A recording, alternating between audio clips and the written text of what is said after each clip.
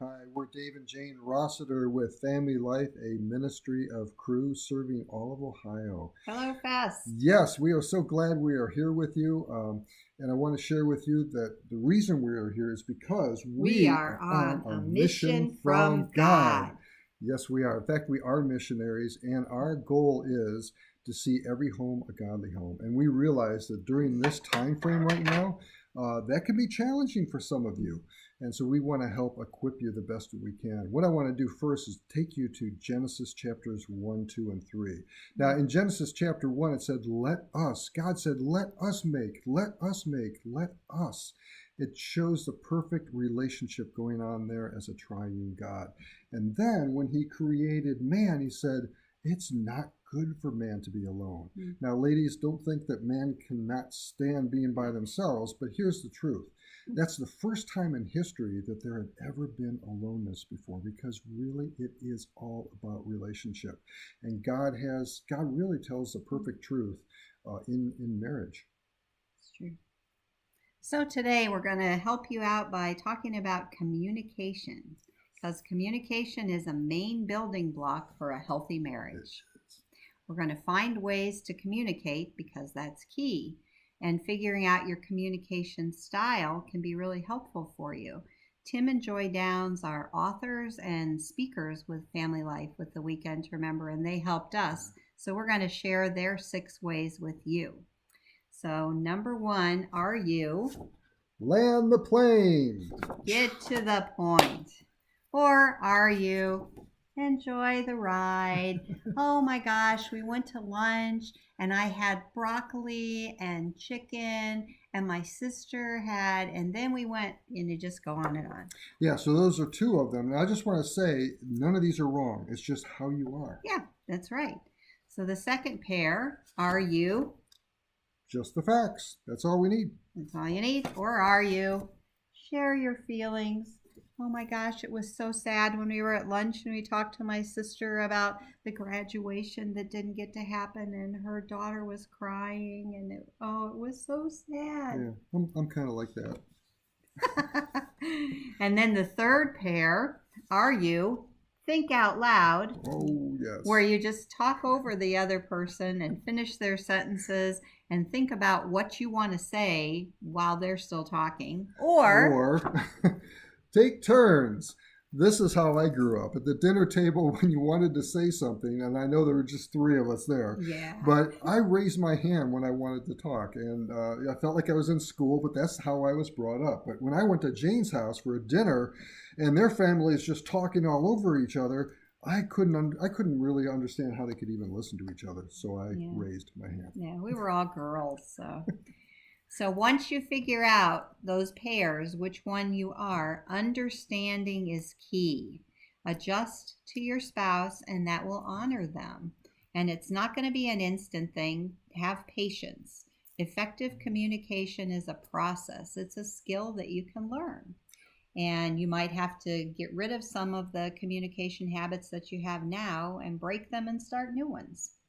Now, once you figured out how you communicate, whatever your style is, how do you listen? Yeah. So I'm going to give you 4 tips for listening, because listening well is really important. Number 1, give focused attention. And tell me about you and tell them about you. Yeah, so focused attention. If I'm working on a project and Jane comes in and doesn't announce herself or say, hey, Dave, she just starts talking, I will never hear that conversation. And that could be problems later. So we have learned that. We've gone through that. And so now it's a tap on the shoulder and she'll say, Dave, I need to talk to you. Is now a good time? And I'll either say yes and then focus completely on her, or I'll say, you know what, let me finish this project here in 5 minutes and I'll be right there with you. Yeah, it's really helped because I'm a multitasker. And I tend to just let him talk to me while I'm doing my 4 things at once. Yeah. And sometimes I realize I am not really listening, and I need to give him the focused attention. So I'm bad too. So we're working on that one. Number 2, listen with acceptance and understanding. Proverbs 24:3 says, by wisdom a house is built, and by understanding it is established. And one of the key things for that we learned at our very first weekend to remember to help us understand was that my mate is not my enemy. Yeah, and that's the defensive side of things. The offensive side is just like in the book of Genesis, my spouse is a gift from God. And so we can work together. And guys, let me just tell you, in 1 Peter 3:7, it says, husbands, live with your wives in an understanding way. Learn them. If you learn them now and you communicate well during the daytime and give focused attention, I will tell you at nighttime, the conversation and the communication is great. Yeah, it's a dance that we have to learn for each other and what we like and don't like. Number 3, ask clarifying questions and then summarize. So, are you saying I can't paint the family room? And so you really think that we should wait, that we don't really have the money right now and it looks good the way it is? Ugh. Okay. Number 4, focus on what is being said, not on how it's being said. So look beyond the way it's coming out of the mouth. But on the same hand, one of the first things that we learned at one of our first marriage classes was that your house of communication is built on your tone of voice. So I had to learn early on that my tone of voice came across to him as really critical. Yeah. You see, she just pointed the finger. And so that's really what the topic was. When I grew up, a finger pointing meant, oh, I'm in trouble. And so Jane's very expressive. And as you can see, I've learned that from her. But when she would point a finger, I just kind of cowered. And guys, I want to say this, and gals too, whoever the Holy Spirit nudges to say, oh, you know what, I need to go and just confess and say, you know what, honey, the way you're doing this makes me feel this way. Yeah. And if we have never gone through that conversation, think of your life just continuing going down the wrong way. But we did have that conversation and we learned how to communicate better.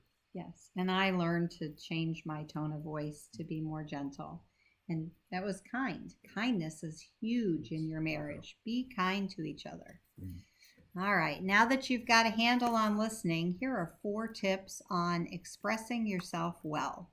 Number 1, think before you speak. What do you want to say and how do you want to say it? And one of our couples that we've worked with a few times has a jump out of their mouth the first thing that they say, and they're hurtful to each other. So we've asked them to wait 5 seconds before they speak so that their brain and their heart can catch up with their mouth. You know, sometimes I will just take a time out. I'll just put myself in time out because I don't want to say things that are hurtful. So I'll literally walk away and just kind of talk to myself, talk to God, and just kind of get things straight before I come back. But he'll say to me, I need a few minutes on that. Yeah. I want to talk to you, but now is just not right. And then if you do say something hurtful and it doesn't come out the way you want it to, let's be kind and rewind. Sometimes we have to do a rewind. I'll just look at Dave and say, oh my gosh, that did not come out how I wanted it to sound. Let me just start over. It's okay. And I will tell you that, you know, prayer is one of the key things in marriage. And if you're not praying together now, think about this, that the one that you pray for and the one you pray with, you become intimate with. And isn't that what the goal is? You want to become closer together. And it can start slow with prayer, just holding hands and being quiet, not saying anything out loud. Maybe that's where you need to start. But yeah, just be real. Yes. Number 2, just because you're thinking it doesn't mean that you need to say it. Sometimes silence is golden, period. Yeah. Number 3, ask to make sure that you're understood. So do I really hear you saying I really can't do the family room? Yes. And number 4, lastly, speak encouragingly. Ephesians 4:29 says, do not use harshful words, but only helpful words, the kind that build up and provide what is needed, so that what you say will do good to those who hear you. Yeah, they say I think it takes 5 good words to kill a bad word. So continue sowing good seeds by positive words. Yep. All right. Yeah. So in closing, I just want to say grab a tool. This is our motto, grab a tool. That's what we did. We got books, we got things we read together, we've done tests together, personality profiles to see how Devotions. different we are, Mhm. and that helps us to understand. So grab a tool that will change your home, and maybe you want to help change others' homes too as well. So grab a tool, change your home, change the world. That's our Be motto. intentional. Thanks so much for being with us here. Enjoy the rest of your day. Bye now. Bye.